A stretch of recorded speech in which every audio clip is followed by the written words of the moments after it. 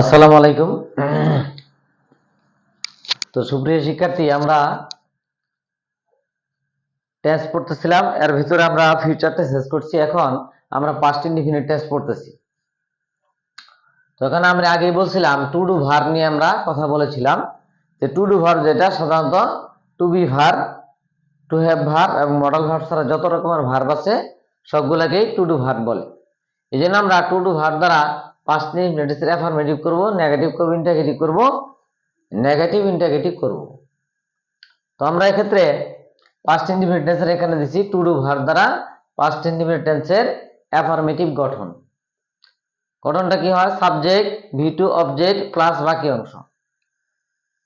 তো এক জায়গায় দেখলাম যে এখানে গঠনটা দিতে হবে subject V two. V two মানে ভার্বের পাস্ট ফর্ম।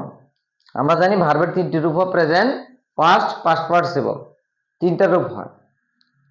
এক্ষেত্রে অনেকে বলছে যে এখানে অবজেক্ট এখানে না দিয়ে কমপ্লিমেন্ট দেওয়া যায়, মানে দুইটা স্ট্রাকচার, কমপ্লিমেন্ট বা অবজেক্ট। তো এখন কথা হচ্ছে এক্ষেত্রে আমি কমপ্লিমেন্টের জন্য আলাদা ভার্ব দিয়ে হয়, কমপ্লিমেন্টের জন্য আলাদা ভার্ব দিয়ে এটি স্ট্রাকচার আছে, আলাদা করে করা যায়। তখন আমরা অন্য কিছু দিয়ে করব, হ্যাঁ, বিশেষ করে বি ভার্ব দিয়ে আমরা করতে পারি। যাই হোক, সেটা আমরা করব। তো এক্ষেত্রে আমরা খেয়াল রাখি যে টু ডু ভার্বের পাস্ট ইনডিফিনিট টেন্সের সব কিন্তু কাঠামোগুলো ফ্রেমগুলো একই, জাস্ট এখানে চেঞ্জ হয়ে যায়। ভার্বের আমরা আগেও দেখছি সাবজেক্ট থাকে, ভার্ব থাকে, অবজেক্ট থাকে, বাক্য অংশ এগুলো থাকে, চেঞ্জ হয়ে যায় ভার্বের ভিতরে। টেন্সের পরিবর্তন কি? ভার্বের ভিতরে। তাহলে এখানে ভি টু হবে। তাহলে শুধুমাত্র একটি টেন্সেই অর্থাৎ টু ডু ভার্বটা ভি টু হয়। এটা past indefinite tense. Past indefinite আমি খেয়াল রাখবো সব সময় যে যখনই আমি পাস্ট ইনডিফিনিট টেন্স চলে যাব, ভার্বের, হ্যাঁ, সেকেন্ড ফর্ম পাস্ট ফর্মটা আমি বসাবো, ভার্বের পাস্ট ফর্মটা আমি বসাবো। সহজ, সাবজেক্ট পরে ভি টু পরে অবজেক্ট বাকি অংশ। তো একটা বাক্যের ভিতরে অবজেক্ট থাকতে পারে, নাও থাকতে পারে। সাবজেক্ট এবং ফাইনাইট ভার্ব দ্বারা বাক্য সম্পাদন। আমরা ফাইনাইট ভার্ব সহজে চিনবো যেটা দ্বারা টেন্স চেনা যায়, যে ভার্ব দ্বারা টেন্স চেনা যায় সেটাই কি? Finite verb. ওকে, উদাহরণ কি দিয়েছি? সে আমাকে ডেকেছিল, হি কল্ড মি, সাবজেক্ট, তারপরে আমরা ভি টু দিয়েছি, অবজেক্ট। আরো কিছু থাকতে পারে, হি কল্ড মি ইয়েস্টারডে, সে আমাকে গতকাল ডেকেছিল, ঠিক আছে। He called me yesterday when I stayed in my home, in my village, যখন আমি আমার ইন মাই হোম, যখন আমি আমার বাড়িতে ছিলাম তখন সে আমাকে ডেকেছিল।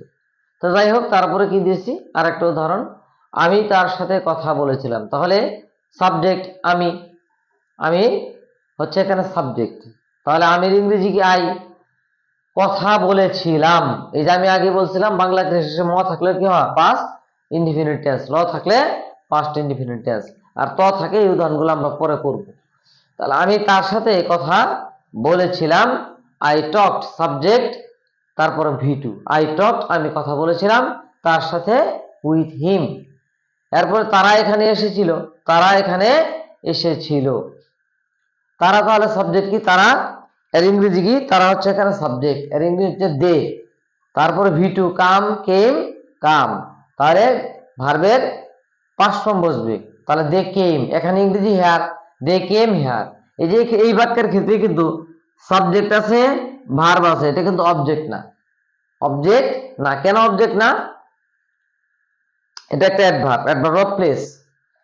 কেন অবজেক্ট না? সাবজেক্ট, আমি বলছিলাম যে সাবজেক্ট শুধুমাত্র নাউন বা প্রোনাউন হয়, অন্য কোনো পার্ট অফ স্পিচ সাবজেক্ট মূলত হতে পারে না, অন্যান্য পার্ট অফ স্পিচ সাবজেক্টের অংশ হিসেবে ব্যবহার করে। এক্ষেত্রেও নাউন বা প্রোনাউন ছাড়া অন্য কোনো পার্ট অফ স্পিচ অবজেক্ট হতে পারে না, মূলত অবজেক্ট হতে পারে না। এগুলো উদাহরণ সহ আলোচনা করবো, আর সাবজেক্ট অবজেক্ট নিয়ে আলোচনা করবো আজকে। যাই হোক, আমরা কি চিনলাম?